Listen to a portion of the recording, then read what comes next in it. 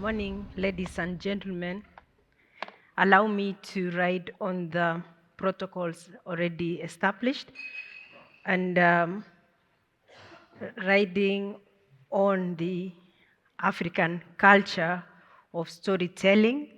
I'm going to tell the story of the Central Bank of Kenya, anchored on our core mandate, which is first and foremost to maintain price stability, specifically inflation within the target range of 5 plus or minus 2.5%.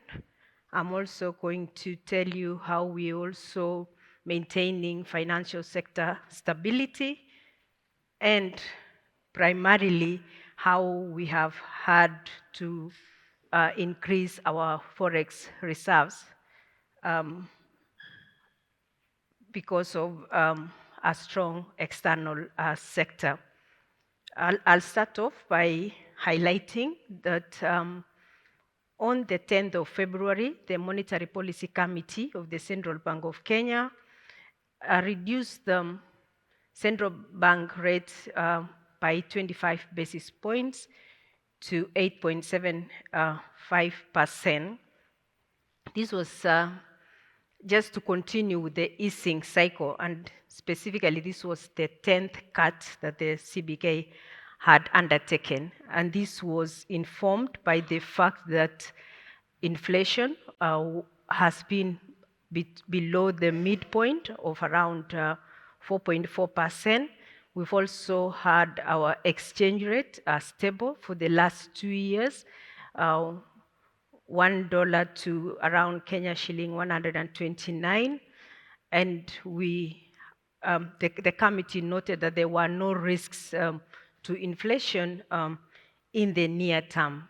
In the same meeting, the committee also narrowed the interest rate corridor around the central bank rate to plus or minus 50 basis point, and additionally, also the committee adjusted the applicable rate on the discount window to 50 basis point, which is the upper bound of the interest rate corridor.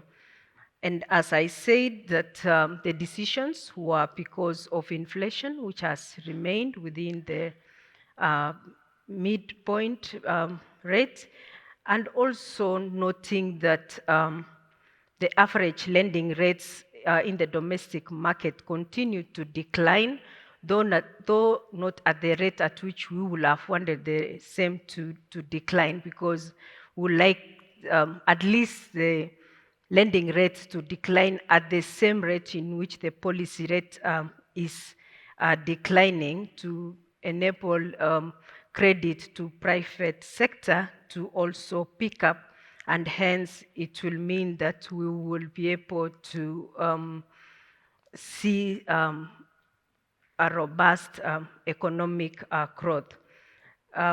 Just as you can see from the graph that is showing there, inflation in around October, September 2022 was at the highest of 9.6, but you can see that it's actually within the target range right now. And core inflation is at 2.2%. That was as of January, and non-core inflation at 10.3%. On the economic growth, we have a robust economy which is highly diversified. We've noted resilience in the agriculture sector.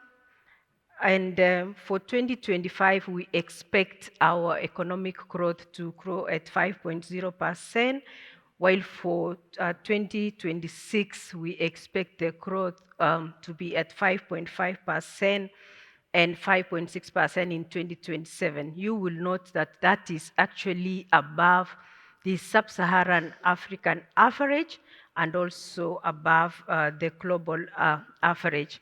Our economy is supported by one, resilience in the agricultural sector, resilience also in the services sector, and a rebound in the industrial sector.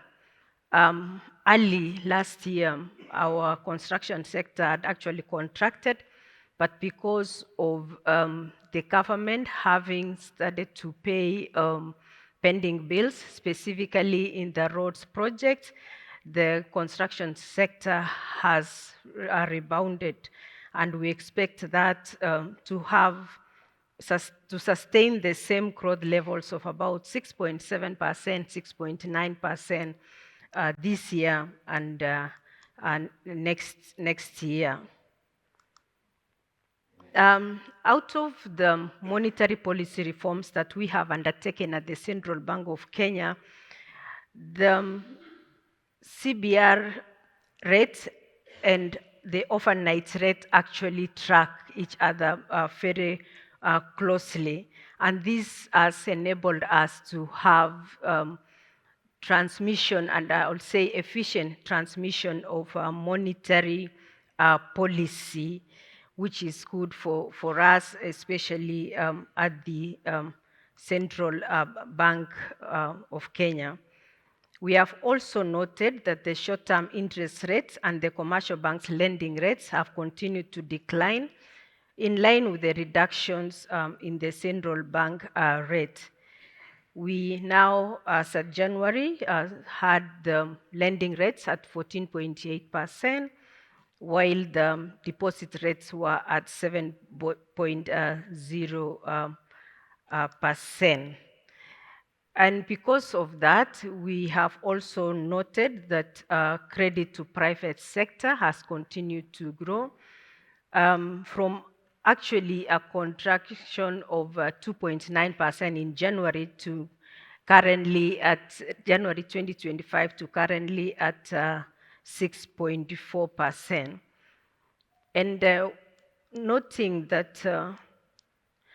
that we were not seeing proper transmission of the policy rate to the lending rate, the Central Bank of Kenya, working with the industry, introduced a new risk-based credit pricing model that enabled us to ensure that all the banks have a common reference rate. Initially, every bank used to have its own lending rate, but what has happened now is we have a common reference rate, and then in addition to that, the common reference rate will either be the CBR rate or the Kesonia rate, that is the Kenya shilling overnight interbank average.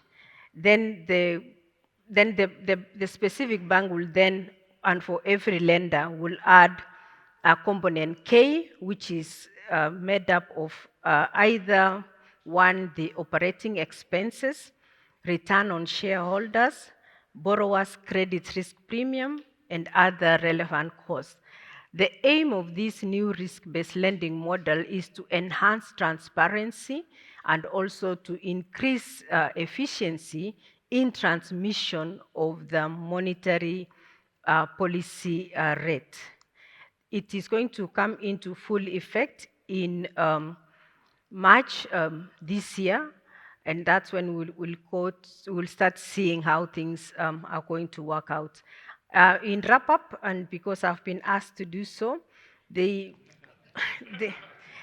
current account deficit is projected to be at an average of 2.2, and we have actually noted resilience of our exports, which have grown by 8.6%. For 2025, we've also seen growth in imports and specifically intermediate goods. We've also had increase in tourism numbers as well as diaspora remittance.